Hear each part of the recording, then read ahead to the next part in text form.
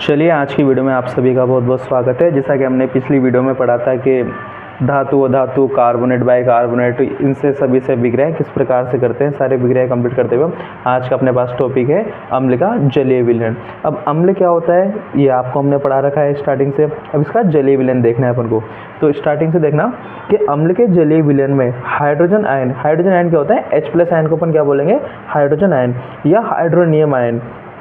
अभी कैसे बनता है इसको भी हम बना के बताएंगे कि जब हाइड्रोजन क्या करेगा, जल से अभिक्रिया करेगा। किससे करेगा, जल से अभिक्रिया करेगा तो क्या बन जाएगा, हाइड्रोनियम आयन बन जाएगा। अपने पास हाइड्रोनियम आयन पाए जाते हैं, अर्थात जब अम्ल को जल में घोला जाता है, किसको, अम्ल को, किसको, अम्ल को जल में घोला जाता है तो हाइड्रोजन आयन या हाइड्रोनियम आयन उत्पन्न होते हैं। अब हाइड्रोजन आयन कैसे उत्पन्न होंगे भाई, जैसे अम्ल की क्रिया करेंगे तो अम्ल क्या करेंगे, H+ आयन देंगे, ठीक है। और जब ये जल से अभिक्रिया करेंगे, रिएक्शन करेंगे तो क्या हो जाएगा, ये H+ क्या हो जाएगा, इसमें जुड़ जाएगा। तो यहाँ पे ऑलरेडी कितने थे, H2 थे, एक और H जाएगा तो क्या हो जाएंगे H3 और ये प्लस इस पे लग जाएगा। तो इस प्रकार से क्या बन जाएगा अपने पास, हाइड्रोनियम आयन यहाँ पे बन जाएगा। देखना ये अपने पास H2O। अब सभी अम्ल क्या करते हैं, अपने जलीय विलयन में H+ आयन मुक्त करते हैं।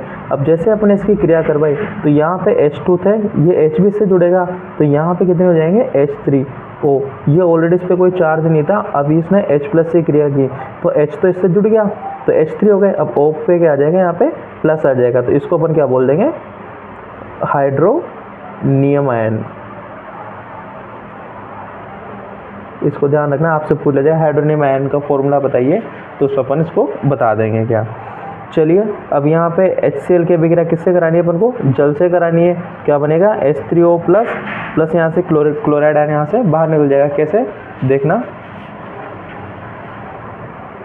इसमें मैं जल को आगे रखता हूँ, H2O प्लस HCl।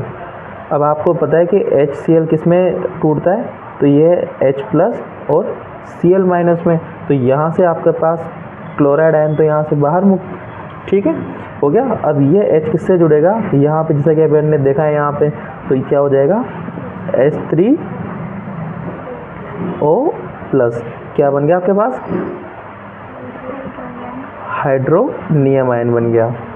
किस प्रकार से बना कि भाई जैसे अपने क्या यहाँ पे HCl था, HCl में से H+ में टूटता है और Cl- में टूटता है, तो ये H2O था तो ये वाला प्लस किससे गया, सीधा ये प्लस इससे कनेक्ट हो गया। तो यहाँ H2O थे तो यहाँ पे क्या हो गया H3 हो गया, O और O पे क्या आ जाएगा, ये वाला प्लस यहाँ पे आ जाएगा अपने पास। तो ये हाइड्रोनियम आयन है और यहाँ पे क्या बन गए, क्लोराइड आयन।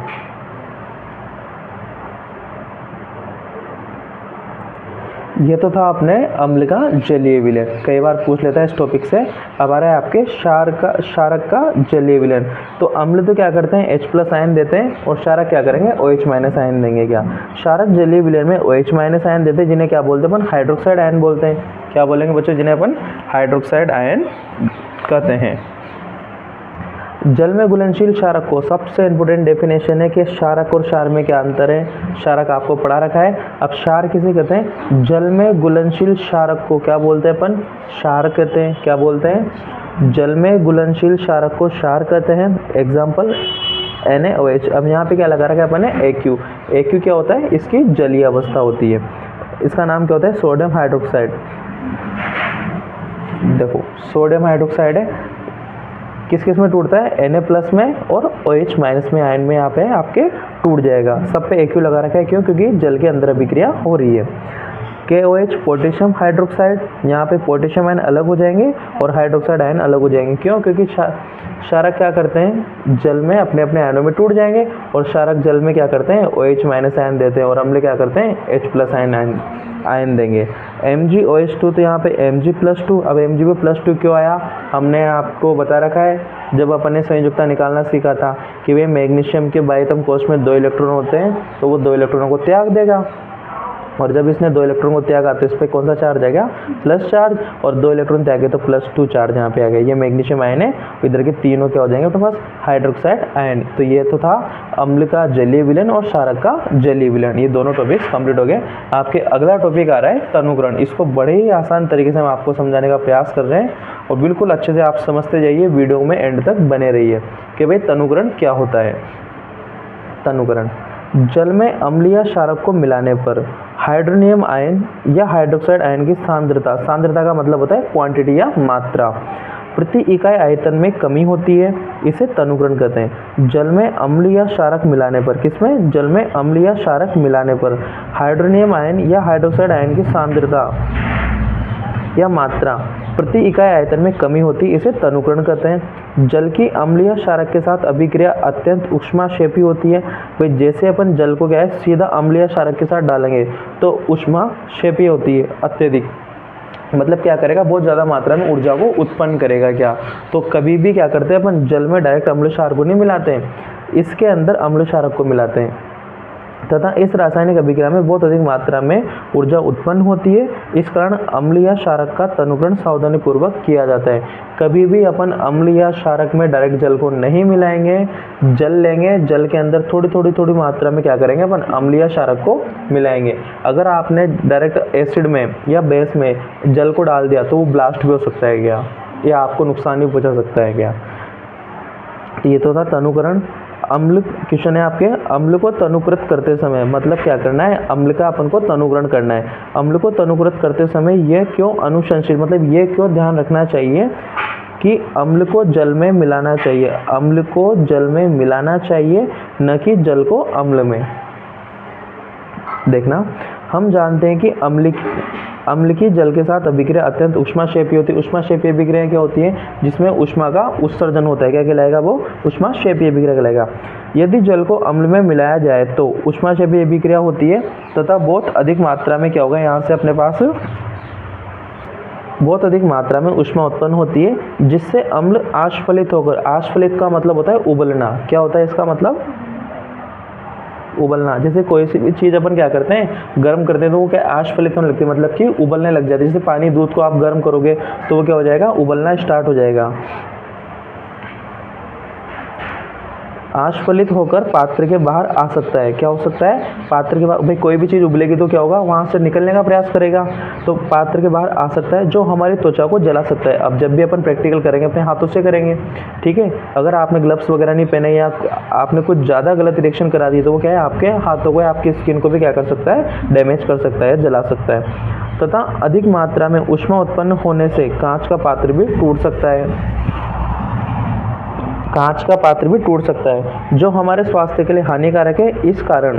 इस कारण अम्ल को तनुकृत करते समय यह अनुशंसित किया जाना चाहिए कि अम्ल को जल में मिलाना चाहिए, न कि जल को अम्ल में। ठीक है, इस प्रकार से अपन इस क्वेश्चन का आंसर लिखेंगे। क्या इसको और शॉर्ट तरीके से मैं आपको समझाने का प्रयास करता हूँ कि भाई जैसे अपन ने क्या लिया, अम्ल लिया, ठीक है। सपोज देन यहाँ पे अपने पास क्या है, इसमें यहाँ पे एसिड भर रहा है क्या, ठीक है। अब अपने पास दूसरा बीकर है अपने पास, तो इसमें क्या है अपने पास H2O है, क्या है इसमें H2O, मतलब कि जल ले लिया अपन ने।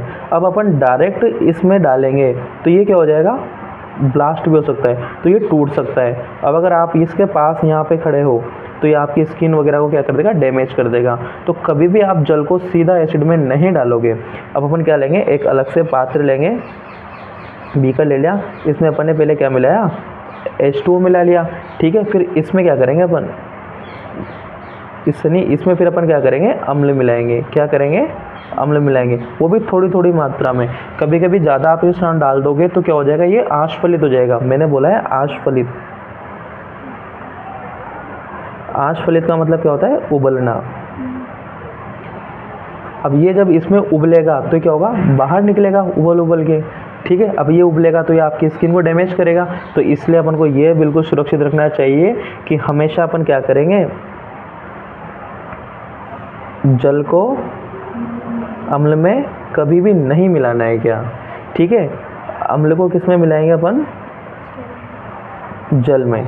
आप पहले जल लोगे, फिर उसमें थोड़ी मात्रा में क्या करोगे, आप उसमें अम्लीय क्षारक को मिलाओगे। इस प्रकार से आपके तनुकरण का टॉपिक कंप्लीट हो गया है। इस क्वेश्चन का आंसर भी आप लिख सकते हो। आज की वीडियो में इतना ही। अगर आपको वीडियो नॉलेजफुल लगे तो उसको लाइक, शेयर, सब्सक्राइब करते रहिए। इस पूरे चैनल में हम आपको साइंस से रिलेटेड सारे चैप्टर्स हम डाल देंगे आपके। चलिए, धन्यवाद।